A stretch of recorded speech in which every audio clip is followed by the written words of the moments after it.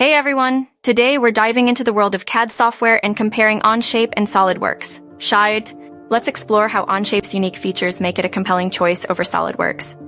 Onshape's cloud-based platform allows real-time collaboration, perfect for remote teams.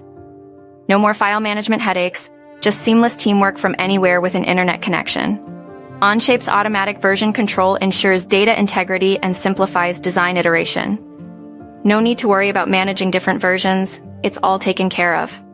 Onshape's parametric modeling without history offers a more flexible design workflow. Make changes at any point without constraints, unlike Solidworks' linear history tree.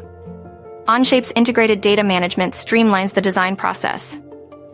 No need for additional software or plugins, making organization and sharing seamless. Onshape's accessibility from any device with a web browser sets it apart.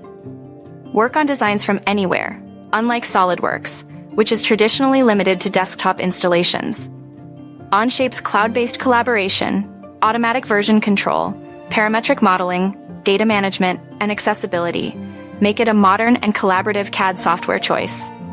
You're spending your time trying to fix the software rather than fixing your design.